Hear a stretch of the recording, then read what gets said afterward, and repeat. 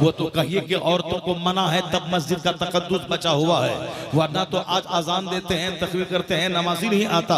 अगर औरतें मस्जिद में जाने लगती तो अजान से पहले ही नौजवानों की भीड़ वहां लग गई होती। वो अल्लाह का लाख लाख शुक्र है कि मस्जिदें आज पाकीज़ा हैं, चूंकि औरतों पर जरूरी है वो घर में नमाज पढ़े, मस्जिद न जाए। तो अब मस्जिद तो जाना है नहीं, मगर दुनिया की आग सीने में लगी है, तो अब क्या करें, एक अल्टरनेट उसका मिल गया है, मजार मिल गया है। अब मजार मिल गया, मजार पे औरतों की भीड़ लग रही है। बाबा बेटा चाहिए, बाबा दौलत चाहिए, बाबा शोहर की लंबी उम्र चाहिए। अब साहब एक मौलवी का तबका मिल गया, हाँ हाँ ये औरतें जाएंगी तो क्या हो जाएगा। गौसे आजम मना करते रहे कि औरतें जब अपने घर से निकलती हैं कब्र की ज़ियारत के लिए, उस पर अल्लाह के फरिश्तों की लानत होती रहती है जब तक वह लौट न आ जाए। सरकार आला हजरत ने गौसे पाक के फतवे की नकल करते हुए कहा कि गौसे आजम का इरशाद है कि औरतों पे लानत होती है जब वो घर से मजार में निकलती है। आला हजरत की बात कौन माने, गौसे आजम की बात कौन माने, यहाँ तो माल चाहिए, इसीलिए औरतों की भीड़ दरगाहों पे लगने लगी। अब वहां दरगाहों पे माल तो बाद में मिलेगा, अब वहां क्या है वो मीटिंग पॉइंट हो गया। शौक से अगर औरतें खुद से कमाना चाहती हैं, खुद से अपना उड़ाना चाहती है तो उड़ाइए, 5 घंटे तक स्कूल में दिमाग चलाइए और अपने घर से बाहर होइए, गैर मर्दों की निगाहों की जीनत बनिए और अपने आप को गुनाहों की कीचड़ में लथपथ कीजिए और 2 टका कमा करके साहब वो रिलैक्स कीजिए आराम से, कि मजबूत पर्स हो, मजबूत मोबाइल हो और सामने लंबा टेलीविजन हो और उसको देखिए और अपने पर्स में टाका महीने का भरा हो और फट उड़ाइए। अगर ये शौक है तो कीजिए, आबरू लुटा के कीजिए, और अगर नहीं इज्जत बचा के रहना है तो आपकी रोटी शौहर पे वाजिब है, आपका कपड़ा शौहर पे वाजिब है। आप बीमार पड़ते हैं, शौहर इलाज कराता है, शौहर जाए खेत में, शौहर जाए नदी नाले में, शौहर जाए साहब परदेश में, वो कमाता है, आप रानी बन के रहिए। अगर आपको रानी बन के रहना पसंद नहीं है, आपको अपने से कमा के मलका बनना पसंद है, तो जाइए दिमाग जलाइए, चेहरा को हवास पाख्ता कीजिए और अजनबी मर्दों से हाथ मिलाइए, दूसरों के पास बैठिए और बिजनेस कीजिए, आबरू लुटा के 2 पैसा कमा के अपना रिलैक्स कीजिए, अपनी जिंदगी को आग में झोंक दीजिए। औरतें पर्दे की चीज है, वो पर्दे में रहे। कुरान कहता है वक़रना फी बयूतिकुन्ना वला तबर्रजना तबर्रुजल जाहिलिया। वो मौलवी साहब बोला कि औरतें घर की 4 दीवारी में क्यों रहेंगी, जब पर्दे का हुक्म है तो पर्दा करके घर से बाहर निकलेंगी। यानी अपना दिमाग तो लगा दिया, लेकिन ये आयत नहीं पढ़ा कुरान में, अल्लाह ने कहा वक़रना फी बयूतिकुन्ना। अल्लाह कहता है ए औरतों अपने घरों में ठहरी रहो, वला तबर्रजना तबर्रुजल जाहिलिया। जैसे दौरे जाहिलियत में औरतें मारे फिरती थी, घर में मन नहीं लगता था, कभी इस चौराहे कभी उस चौराहे, कभी इस कारखाने में कभी उस खेत में, कभी इस मर्द से मुस्कुराना कभी उस मर्द से। तो अल्लाह कहता है उन दौरे जाहिलियत की खवातीन की तरह आवारा मत फिरना, अपने घर में ठहरी रहना। वक़रना फी बयूतिकुन्ना। लोग कहते हैं अरे मौलवी साहब है, ये ट्रेडिशनल की बातें करता है, ये रिवायत की बातें करता है, ये दकियानूस है, ये पुरानी बातें करता है। हाँ ये दकियानूस है मौलवी। कलकत्ता के आरजी मेडिकल में एक लेडी डॉक्टर के साथ रेप किया मेडिकल कॉलेज का प्रिंसिपल। वह दकियानूसी नहीं है, वह मॉडर्न है, वह तहजीब है, वह आला अखलाक है। आए दिन गर्ल्स हॉस्टल में बदकारी होती है टीचरों की, वो क्या है, तहजीब है, वो आला तहजीब है, वो हाई मॉरलिटी है, वह मॉडर्नाइजेशन है।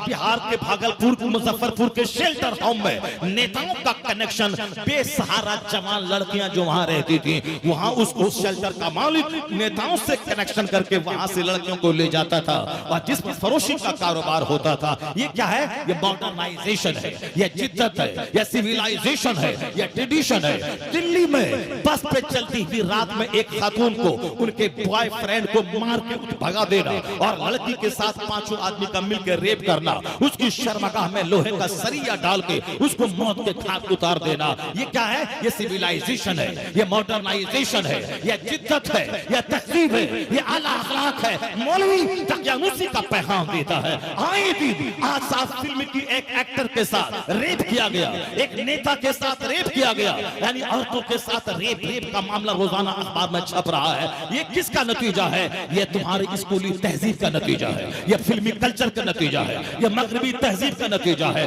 अगर पहले जब इस्लाम पे अमल करते थे तो 1 करोड़ में किसी खातून के साथ ज़िना का केस आता था, लेकिन आज यहाँ 100 100 में 90% औरतों के बलात्कार के केसेस आ रहे हैं। अब उसको जिद्दत कह रहा है। औरतों की आबरू को लुटाना अगर जिद्दत है, यह जिद्दत तुम्हारे चेहरे पे मैं मार देता हूं। अगर दिल जिंदा है तो अगर बेपर्दगी से बचा, अगर औरतों को ज़िना से बचाना है या रेप से बचाना है तो तुम्हारा मन नहीं चलेगा। मुस्तफा का कानून हया, कानून पर्दा नाफिज कर दे, आज भी ज़िना घटेगा, इज्जत आबरू में इजाफा हो जाएगा। नारे तकबीर, नारे रिसालत, फरमाने मुस्तफा, शरीयत मुस्तफा। ए मुसलमान औरतें, मुसलमान बेटियां, काफिरों की बेटियां चाहे वह किसी की शर्मगाह को चाटे, किसी कुत्ते से ज़िना करवाए, वह किसी जानवर से सोहबत करवाए, वह 10 मर्दों की गोद में एक रात में जाके झूले, तुम नहीं करेगी। नापाक नापाक है, तुमको पर्दे में रहना है, इज्जत की हिफाजत करनी है। तुम गौस की मानने वाली, ख्वाजा की मानने वाली, हुसैन हसनैन की मानने वाली, सहाबा की मानने वाली, मुस्तफा के मानने वाली, अल्लाह पर ईमान लाने वाली, तू क्या चाहती है कि तेरा बेटा गुंडा बने, डकैत बने, चोर बने, अय्याश बने, ज़िनाकारी की कीचड़ में लथपथ होकर बर्बाद हो जाए? अगर नहीं चाहती है तो सीने पे सब्र का पत्थर रख ले, अपने आप को कुरान हदीस के मुताबिक अपनी जिंदगी में पर्दा को फर्ज करार दे दे। घर की 4 दीवारी में रह, अजनबी मर्दों से बात मत कर, या चेहरा को शोहर की अमानत समझ, या बोली को शोहर की अमानत समझ, या आंख को शोहर की अमानत समझ। अगर इज्जत की हिफाजत हुई और तेरी शादी अगर नेक शोहर से हो गई तो याद रखना, तेरा बेटा अब्दुल कादिर तो नहीं पैदा होगा, गुलाम अब्दुल कादिर पैदा होगा, गुलाम ख्वाजा पैदा होगा। लाजवाब नारे तकबीर, नारे रिसालत, फैज़ाने गौसे आज़म, पैगाम इस्लाम, पैगाम इस्लाम। अल्लामा मुफ्ती शहरयार साहब क़िबला। मालदार घराने की औरतें तो कुत्ता पालती हैं और उस कुत्ते के साथ ज़िना करती हैं, कार में ज़िना करती हैं, वो अपने घर में ज़िना करती हैं। चूंकि शौहर से मिलेगी तो 1 मिनट में शौहर आउट हो जाता है, और कुत्ता से मिलेगी तो 1 घंटा तक चिपकी ही रहेगी। इसीलिए ये जो कुत्ता पाला जाता है, ये डॉगी है, ये पप्पू है, या ढप्पू है, ये जो ढप्पू और टप्पू और 40,000 रुपए महीना जो कुत्ते पे खर्चा किया जाता है, इसीलिए खर्चा किया जाता है उस कुत्ते के साथ सोहबत करती है, क्योंकि कुत्ता उसके साथ 1 घंटे तक चिपका रहता है। क्या तुम भी चाहती है कि तेरी आबरू कुत्तों के हाथों लूटे, तेरी आबरू किसी गांव समाज के गलीज छोकरे के हाथों लूटे? अगर नहीं लूटे तो अजनबी मर्दों से लहरा के बातें मत करना। कुरान शरीफ में आया है, अगर अजनबी मर्दों से बात करना पड़े तो सख्त लहजे में बात करना, नर्म लहजे में बात मत करना। ये जो नर्म लहजे में बातें हैं, मटक मटक चमक चमक के लहरा के बातें हो रही है, उसी लहराने पे सामने वाले के दिल में वसवसा पैदा होता है। जब बात में इतनी लहर है तो चेहरे में कितनी लहर होगी, इसीलिए उसी बातों की लहर से मिलने का जज्बा पैदा होता है। अगर देख लिया ठंडा हो गया तो चला जाए, नहीं, देखने के बाद तीसरी लहर पैदा होती है, छूने की लहर पैदा होती है। चलो हाथ छू लिया, मुसाफा कर लिया, मिल लिया, मुलाकात, जैसे राहुल गांधी वो साहब प्रीति शिंदे से हाथ मिला लेती है, वैसे तुम भी मिला लिया, तो चलो उसके बाद जाओ अपना काम करो। नहीं, वहां से चौथी लहर शुरू होती है। वह चौथी लहर शुरू होती है कि जरा इनसे प्यार कर ले, जरा इनके साथ मिल ले। इसीलिए इस्लाम निगाह पहली लहर पे पर्दा लगाता है, पर्दा बिठाता है, निगाहें नीचे रख, न पहली लहर शुरू हो और न आखिरी लहर तक इज्जत और आबरू का जनाजा निकल जाए। निगाहों की हिफाजत कर ताकि तेरा दिल भी बचे, शर्मगाह भी बचे, आने वाली नस्लें भी तबाही से बच जाए। इस्लाम बोझ नहीं है, इस्लाम इजी मजहब है। इस्लाम पे अमल करके बंदा आराम से इज्जत की आबरू की जिंदगी गुजार सकता है। मालिदा खाने वाली, तोशे कादरिया खाने वाली और 10 मर्दों से मटक मटक के चल के मिलने वाली, याद रख ले, गौसे आजम की मोहब्बत ये नहीं है तोशे कादरिया इधर जीन्स इधर टी शर्ट, उधर सर पे स्कार्फ लगा के बस घूम रही है, स्कार्फ घूम रही है। वो निकाब पहनना हराम है जिस निकाब के पहनने के बाद मर्दों की औरतों का स्ट्रक्चर नजर आए, औरतों का ढांचा नजर आए, औरतों का आगे और पीछे नजर आए, वो निकाब पहनना हराम है। चूंकि हम पर्दा जरूरी है, अगर निकाब पहनने के बाद भी पर्दा नहीं हो रहा है, वो निकाब पहनना हराम है। ऐसा ढीला ढाला लिबास पहनना जरूरी है जिसमें शर्म की चीजें दिखाई न पड़े, न पीछे दिखाई पड़े न आगे दिखाई पड़े। यहाँ तो गैर मुस्लिमों के बीच रहते रहते वो गलीज आदत लग गई कि हिजाब के बगैर तो चलो मुस्लिम सोसाइटी में जी नहीं पाएंगे, अब हिजाब का ही इस्तेमाल इस तरह हो ताकि आगे का ढांचा भी दिखाई पड़े और पीछे का ढांचा दिखाई पड़े। लानत है उस सोच पर। निकाब पहनना जरूरी नहीं है, मगर मोटी चादर डालने का आदेश कुरान में आया है।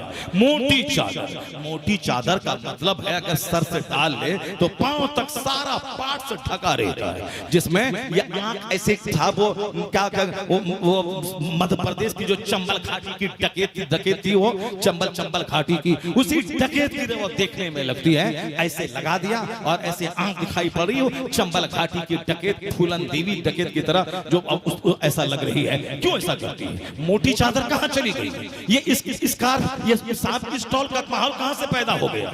स्टॉल लगाने के बाद ये बाजू खुले रहते हैं, ये बाजू का ढांचा नजर आता है, या पीछे का ढांचा नजर आता है, ये आगे का ढांचा नजर आता है। वो मोटी चादर जो 2-2.5-3 मीटर की चादर के सर से डाले तो पूरा जिस्म ढक जाए, और फिर आंख भी अंदर है, बज़ाहिर रास्ता भी दिख पड़ रहा है। अगरचे आंख अंदर रखना फर्ज नहीं है, अगर आंख थोड़ी खुली रहे रास्ता देख सके तो ठीक है, मगर मोटी चादर में पर्दे का ज्यादा एहतमाम होता है। वह कोई नहीं है तो घूंघट आगे है, अपना आराम से चादर में लिपटी हुई है, रास्ता से चल रही है, चादर की ओट से रास्ता को देख लिया, कोई अजनबी आ गया और चादर थोड़ा सा घूंघट ओढ़ लिया, अपना पूरा चेहरा खुल गया। ये स्टॉल का हाल चला है, ये चुस्त निकाब का माहौल चला है। शैतान बड़ा चालाक है, वह निकाब पहनवा के भी वह ज़िनाकारी के मजे दिलवाना चाहता है, वह निकाब पहनवाने के बाद भी वह बदनिगाही का मजे दिलवाना चाहता है। इसलिए मेरी माँ बहन बेटियां, तुम पर तेरा पोता आधारित है, तुम पर तेरा बेटा आधारित है, तेरी नस्लें तुम पर आधारित है। ऐसा नहीं कि तुम मौज मस्ती किया मर गई, लेकिन जो औलाद तेरे पेट से पैदा हुई है वह तेरी वजह से मुसीबत में पड़ जाएगी, वह तेरी वजह से उलझन में पड़ जाएगी। तुमने नहीं देखा वो नौजवान लड़का जो जिसका बाप नेक था, 5वीं पुश्त में, उसका बेनिफिट आगे वाली नस्ल को क्या मिलता है? जब उसने माल के चक्कर में उन्होंने अपने चचेरे भाई को ज़बह कर मार दिया और डेड बॉडी रख दी, मुतालबा किया कि खून बहा दी, इन्होंने मारा है। जनाब मूसा अलैहिस्सलाम ने कहा कि एक गाय ज़बह करने के बाद उसका गोश्त मैं मारूंगा, वो जिंदा होके बताएगा कि कातिल कौन है। वो कहा अब अगर कोई गाय ज़बह कर देता हो जाता, लेकिन चूं चुरा वाय वाट करना शुरू कर दिया। ये क्यों है, ये क्या है? इसीलिए कहा गया है इन्नल्लाह करहा लकुम सलासा, अल्लाह 3 चीज को नापसंद करता है। कील वकाल, यानी बेसलेस टॉकिंग, फ्रॉड टॉकिंग, बेबुनियाद टॉकिंग, अननेसेसरी टॉक, गैर जरूरी बातों को अल्लाह नापसंद करता है। गैर जरूरी बात है जो आज चौराहे पे, पान की दुकान पे, मस्जिद में बैठ के गड़ड़ मटर, यहाँ वहाँ पॉलिटिक्स, राजनीति, फिर नीति शिंदे, राहुल गांधी, इकरा, हसन प्रताप, इमरान प्रताप गढ़ी, ये वो फला चिला हो रहा है। ये सारी चीजें जो हो रही है अननेसेसरी टॉक है। हुजूर क्या कहते हैं, बुखारी हदीस में आया है इन्नल्लाह करहा लकुम सलासा, अल्लाह डिसलाइक्स 3 थिंग्स, अल्लाह 3 चीज को नापसंद करता है। एक बेसलेस टॉक, यानी अननेसेसरी टॉक, गैर जरूरी बातें, कील वकाल, इज़ाअतल माल, माल को बर्बाद करना, फालतू कामों में बिला वजह माल जाया करना। अभी महासंख्यों रुपया दुर्गा पूजा के नाम पे, मंडप के नाम पे खत्म हो गया। अगर पूजा करना था मंदिर में जाके कर लेता, ये बाहर चौराहे पे करोड़ों का मंडप बनाने की क्या जरूरत थी, या हुल्लड़बाजी करने की क्या जरूरत थी, या चंदा करके शराब पीने कैसी के नाम पूजा है? मुसलमान के घर में घुस के उसका झंडा हटा के अपना झंडा गाड़ देने का क्या मतलब है? क्या सोचता है, क्या कर, कौन सा तीर तुमने मार लिया?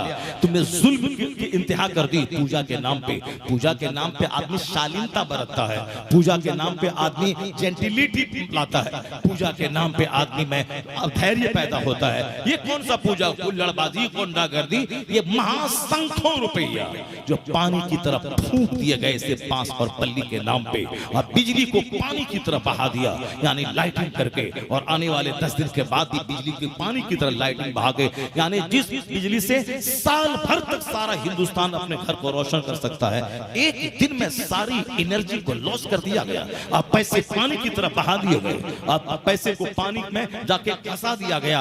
ये चले हैं साहब मॉडर्नाइजेशन और जिद्दत और जदीद पढ़े लिखे हाईली एजुकेटेड और सब शिक्षित लोग बन रहे हैं। शिक्षा के नाम पे गुंडागर्दी हो रही है, डकैत बन रहे हैं, डाकू, डॉक्टर बनने के बाद, इंजीनियर बनने के बाद चोर बन रहे हैं, प्रिंसिपल स्कूल के बनने के बाद चोर बन रहे हैं। वह इल्म जो मुस्तफा से हट के हो वह चोर पैदा करता है, और वह इल्म जो मुस्तफा से सट के हो, वह इल्म हासिल करने वाला कुतुब अब्दाल वली पैदा होता है। इसी नबी से हट के जो इल्म है वह इल्म डॉक्टर इंजीनियर बना के टके पैदा करता है, और वह इल्म जो मुस्तफा की तालीमात की रोशनी में हो वह इल्म इंसान पैदा करता है। मालूम है आपको, जनाब मूसा अलैहिस्सलाम से कुरैत करता रहा, कैसी गाय होगी, कैसा रंग होगा, सवाल करता गया, सब पेचीदगी में बढ़ता चला गया। अब परेशान हो गया। ऐसी गाय जिसका रंग टहटहाता हुआ हो, जिस पीली रंग की गाय हो, ओसर हो, न दूध देने वाली हो, न हल में काम करने वाली हो, इस तरह से पुरकशिश गाय। अब कहां मिलेगी ऐसी गाय? पूरे इलाके में परेशान हो गए, नहीं मिल पाई गाय। एक बार बोला चलिए इंशाअल्लाह, अल्लाह चाहा तो अब मिल जाएगी गाय। इंशाअल्लाह कहा, रास्ते से गुजरा, वही नेक आदमी की जो गाय थी, जो खातून ने अल्लाह की अमानत में जिसके शौहर ने रखा था, वो गाय बंदी हुई। वो लोग जब गुजर रहे थे गाय की तलाश में, नजर पड़ी, कहां रही? यही गाय तो है जो गाय ओसर है, न हल में लगी है, न दूध दी है, बिल्कुल पुरकशिश रंग है, यही गाय है। गाय का मालिक कहा वो यतीम बच्चा है। कहा कीमत इसकी? कहा कीमत इसकी मैं माँ से पूछता हूँ। माँ बोलती है कि इस गाय की कीमत, इस गाय की खाल में गोल्ड भर देना है, गोल्ड भर देना है। ये बनी इस्राइल तो चुके बहुत थक चुके थे, परेशान हो चुके थे गाय की तलाश में। अब चूंकि गाय मिली है, चाहे जो कीमत लगे वो देने को तैयार थे। अगर पहले खरीद लेते 1 दिनार की गाय तो मसला हल हो जाता, लेकिन चूंकि थक चुके थे और थकाना था, ताकि थकाने के बाद जब ये कीमत सुने गोल्ड की तो फिर वो ना बोले कि इतनी बहुत महंगी है, बल्कि थकने के बाद जब माल मिला बखुशी कबूल कर लिया, हाँ दे देंगे। लेकिन इसकी जमानत कौन लेगा कि गाय को ज़बह करने के बाद उसके चमड़े में गोल्ड भरा जाएगा, तुम ज़बह कर देगा गोल्ड नहीं देगा, इसकी जमानत कौन लेगा? कहा मूसा अलैहिस्सलाम के पास चलो। जनाब मूसा अलैहिस्सलाम के पास दोनों पार्टी के लोग आए। कहा हुजूर ये गाय हम लोग खरीदते हैं, ये गाय वो है जो आपने कहा है, वही गाय है, मैं इसको ज़बह करता हूं। अब इसकी कीमत इन्होंने रखी है खाल में सोना भर देना, मगर ये कहता है कि जमानत कौन लेगा कि तुम ज़बह करने के बाद सोना दोगे?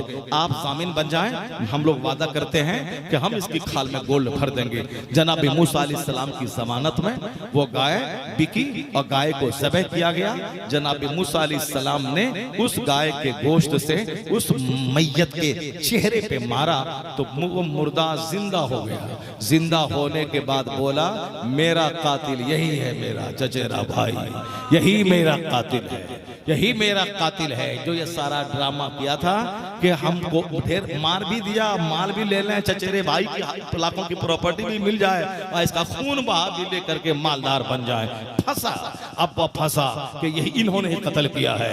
एक अकीदा उस वक्त जोर पकड़ रहा था कि मरने के बाद जिंदा नहीं होना है। इस अकीदे को बताना था कि कैसे एक मुर्दा जिंदा हुआ। वह कज़ालिका युहील मौता, जिस तरह अल्लाह ने इस मुर्दा को जिंदा किया है, उसी तरह कयामत के दिन तुम्हारे मरने के बाद फिर तुम्हें इसी तरह जिंदा करेगा और तुमसे हिसाब लेगा।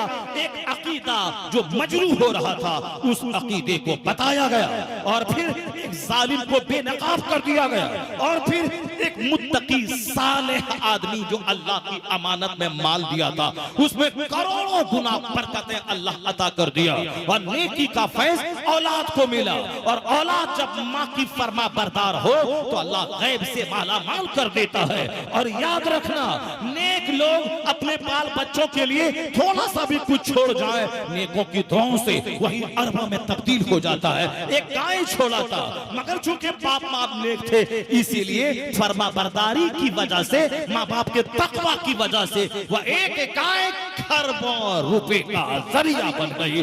बगावत से, सरकशी से माल नहीं बढ़ता, माल नहीं बढ़ता, माँ बाप की खिदमतों से रोजी में इजाफा होता है, सीने में नूर पैदा होता है। जवाब नारे तकबीर, नारे रिसालत, अज़मते वालिदैन, फरमाने मुस्तफा।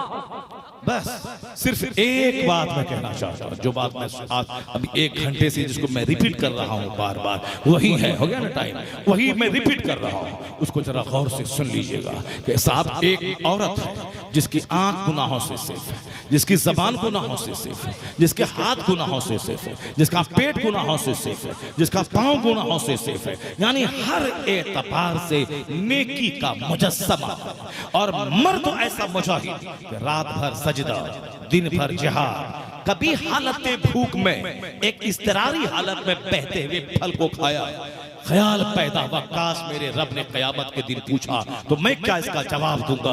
आज कभी दूसरों की चप्पल पहनते हुए ख्याल आता है, दूसरों का कपड़ा चुराते हुए ख्याल आता है, दूसरों के दरख्त का फल तोड़ते हुए ख्याल आता है, दूसरों का माल लेते हुए ख्याल आता है कि काश कयामत के दिन अगर अल्लाह ने पूछ लिया तो मेरा क्या जवाब होगा। हर मैटर में बंदा इस पॉइंट को दिमाग में रखे, अल्लाह चाहेगा तो बंदा गुनाहों से बच जाएगा। कोई भी जुर्म हो, कोई भी गुनाह हो, छोटा या बड़ा, बंदा ये सोचे कि अगर रब ने इसके बारे में कयामत में मुझसे सवाल किया तो मेरा क्या बनेगा। क्योंकि कयामत तो कायम होनी है, हर स्याह सफेद का हिसाब होना है, जो मैंने तमहीदी तौर पर पहले कहा है। हर व्हाइट एंड ब्लैक का हिसाब होना है, एक एक कदम का हिसाब होना है, हाथ का हिसाब होना है, पांव का हिसाब होना है, पेट का हिसाब होना है, ब्रेन का हिसाब होना है, आंख का हिसाब होना है, ये कान में जो ब्लूटूथ लगा के ढेर सारी चीजें सुनी जाती हैं इसका भी हिसाब होना है, ये आंख मोबाइल के स्क्रीन पे चश्मा करके जो बहुत सारी चीजें उलट के देखी जाती हैं उसका भी हिसाब होना है।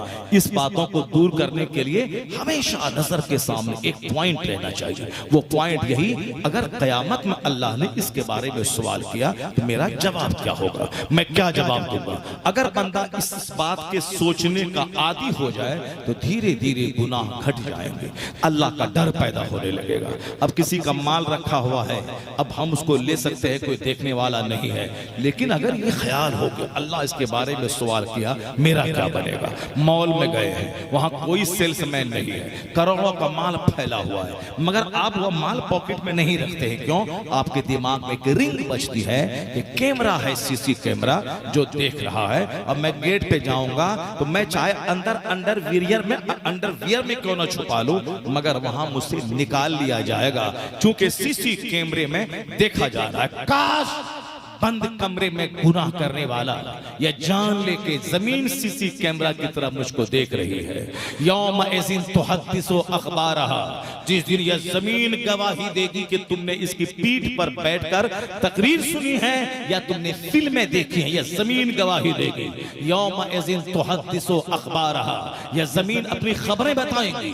मेरी माँ बहन बेटियां जो घर के अंदर बैठकर गीबत का माहौल पैदा करती है, सिर्फ गीबत ही इसको आती है। सास की गीबत, ननद की गीबत, शौहर की फूफी की गीबत, शौहर की चची की गीबत, शौहर के बाप की गीबत, शौहर के भाई देवर की गीबत, सिर्फ शौहर की ही गीबत। शौहर का भाई बुरा है, शौहर की फूफी बुरी है, शौहर की चची बुरी है, शौहर की बहन बुरी है, शौहर की भाभी बुरी है, शौहर की माँ बुरी है, शौहर की दादी बुरी है, शौहर का खानदान बुरा है। उनकी अपनी दादी सबसे अच्छी है, उनका अपना भाई सबसे अच्छा है, उनकी अपनी बहन सबसे अच्छी है, उनकी अपनी भाभी सबसे अच्छी है, उनका अपना घर सबसे अच्छा है। अगर वो बुखार पे तड़प रही हो, अगर कह दे कि भाई आया है, उसी तड़प में उठ करके वह शौहर को फोन करके कहती है कि आधा मोटा वाला चावल 200 केजी वाला ले आइएगा, और बिल्कुल मटन जबरदस्त, उसमें सीने और रान का गोश्त हो, लेते आए। भैया हमारा 5 साल के बाद आया है, अब भैया हमारा 5 साल के बाद आया। शौहर बेचारा मरता क्या ना करता, ये मोटा चावल लिया, मटन लिया और अपनी बीवी को दिया, जबरदस्त बिरयानी बनी, पुलाव गोश्त बना। अब उनका भैया आया, सब बुखार खत्म, कमर में दर्द खत्म, पीठ में दर्द खत्म, ये सब दर्द खत्म है। अब खाना खाया, जबरदस्त कॉफी बनी, सब हुआ, भैया अपना चला गया। अब इनका शौहर का भैया आ गया, ये कटक में रहता है, इनका उनको बीवी का भैया रहता था देहात में, और इनका भी भैया रहता है देहात में। वो बेचारा कचहरी किसी काम से आया और अपने भाई से बोला कि मैं दोपहर में जोहर वहीं पढ़ूंगा और खाना वहीं खाऊंगा। मैंने कहा अपनी बीवी से कि बीवी मेरा भैया देहात से कचेरी बैंक में आया है, अब वो यहाँ दोपहर का खाना खाएंगे। अरे क्या करें, कमर में बहुत दर्द है, मैं गिर जाऊंगा, गिर जाऊंगी, मैं बैठ नहीं पाती हूँ। आपको तो कोई फर्क नहीं पड़ता है कि हमारे पास क्या बीत रहा है, कमर में दर्द है, हम अब क्या करें। तो भाई, कभी भाई आ रहा है, कभी देवर आ रही, कभी ये आ रहा है। अब ले साहब, एक भाई का नाम क्या सुना कि कमर में दर्द, हाथ में दर्द, जोड़ में दर्द, घुटने में दर्द, टखने में दर्द, सारा दर्द शुरू है। अब शौहर थोड़ा सा गरजा और बरसा तो मारे डर के थोड़ा सा उठी। अब भागले ना खास्ता, बर्तन पटकना, ये पटकना, शौहर से मुंह फुला के रहना, बातें नहीं करना। अब बना दिया पुलाव, ये खाइए। उसके बाद 5 दिन तक भाई के जाने के बाद बात बंद है, अब बातें भी बंद है, ये सब कुछ बंद है। अब ये बेचारा नानी मरे के दोबारा कभी भाई के आने के बाद बोले कि भैया आया है, उनका भाई भाई है, उनका नानी, उनकी नानी नानी है, उनका पोता पोता है, उनका भतीजा भतीजा है, उनकी खाला खाला है। शौहर का कुछ नहीं, ये सारा कसूर तुम्हारा है। तुम सेल्फ कंट्रोल से जियो, तुम उसके भूखे हो गए, उसके मोहताज हो गए। जैसे दाल भात डेली खाना है, उसके बगैर तुम जीते नहीं हो। तुम बता दे 2 महीना उससे अलग रह गए, तुम उसे बता दे 1 महीना उसके बगैर सो के वो तेरा तलवा न चाट ले तो फिर क्या है। वो तो जानती है तेरी कमजोरी कि तू 1 रात मेरे बगैर नहीं रह सकता है, इसलिए नाचो कूदो, उसके आगे पीछे नौकरानी करो, उसका तलवा दबाओ, उसका हाथ दबाओ, वो क्या तेरा पांव दबाएगी, तुम दबाओ। तुम मर्द बन के रहो, हाकिम बन के रहो, सिर्फ कंट्रोल करो, अपने नफ्स पे काबू रखो, नमाज़े वक्त पे पढ़ो, अपनी औरत पे निगरानी रखो। जैसे एक बाप पे लाजिम है कि बेटी पे निगरानी रखे, भाई पे लाजिम है बहन पे निगरानी रखे, उसी तरह शौहर पे लाजिम है वह बीवी पे निगरानी रखे, उसका गुलाम नहीं बने, वरना जमीन में जलजला आएगा, तबाही बर्बादी पैदा होगी। हदीस में आया है, वह उमूरुकुम इला निसाइकुम, जब तुम्हारे मामलात औरतों के हाथ में चले जाएं तो तेरे लिए मर जाना जिंदा रहने से बेहतर है। वह बतनुल अर्द खैरुम मिन ज़हरिहा, ये हदीस का लफ्ज आया है। जमीन का पेट यानी कब्र जमीन की पीठ से तेरे लिए बेहतर है। कब? जब तुम्हारे मालदार बखील हो जाएं, जब तुम्हारे मालदार बखील हो जाएं, जब तुम्हारे मामलात औरतों के हाथ में चली जाएं, तो फिर तुम्हारे लिए मर जाना जिंदा रहने से बेहतर है। तुम हाकिम हो, हाकिम का मतलब ये नहीं कि दिन रात फाइट मारना है, हाकिम का मतलब है तुम खादिम हो, तुम खिदमत उसकी ये करो, अच्छा खाना खिलाओ, अच्छा कपड़ा दो, उनको प्यार दो, चेहरे पे मत मारो, उनके माँ बाप आगे गाली मत दो। बाकी ये नहीं कि तुम उनके गुलाम बन जाओ, तलवा चाटो, हाथ दबाओ, सर में तेल लगाओ और साहब उनसे लज्जतें हासिल करने के लिए जहां चाहो वहां चाटते रहो। नहीं नहीं, हाकिम बन के रहो, उनको अच्छा खाना खिलाओ, बच्चे की तरह बच्चों को अच्छा खाना देना है, वो बच्चे को प्यार देना है। मगर बच्चा बोलेगा आग में कूदेंगे तो आग में कूदने नहीं देना है।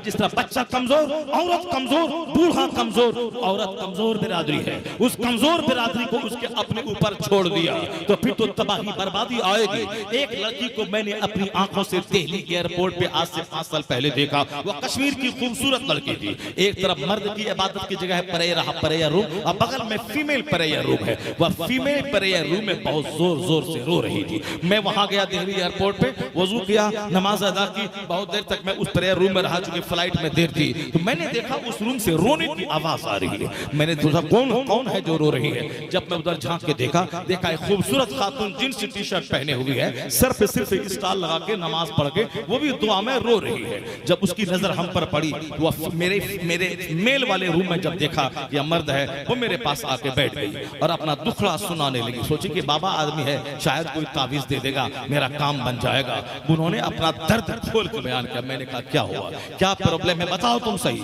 वह बोलने लगी मैं कश्मीर की रहने वाली हूँ, मेरे माँ बाप कश्मीर में रहते हैं, मैं दिल्ली एयरपोर्ट पे ही काम करती हूँ। एक लड़का था जो मुझसे शादी का वादा किया था, मगर वो 10 दिन से वो गायब है, फोन भी नहीं उठा रहा है। अब मैं परेशान हूँ, मैं कहाँ जाऊँ, मैं लुट गई। मैं बाप की बेटी थी, आई थी, कमाऊंगी, बाप का सहारा बनूंगी, मैं अपने भाई को पढ़ाऊंगी लिखाऊंगी, मगर क्या करूँ, मोहब्बत में पढ़ करके मैंने अपने आप को बर्बाद मैंने कर डाला।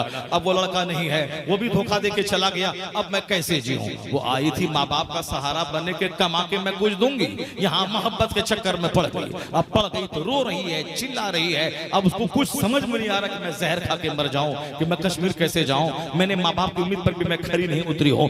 यही हाल सारी औरतों का होता है। वह कमाने गई है, पढ़ने गई है, क्योंकि कमजोर है, कमजोर को माल पे लुभ जाती है, हुस्न को देखने के बाद माइल हो जाती है। ये माँ बाप गरीब माँ बाप का सहारा बनने आई थी कि कमा के माँ बाप को सहारा दूंगी, छोटे भाई को मैं पढ़ाऊंगी, बहन की शादी करवाऊंगी।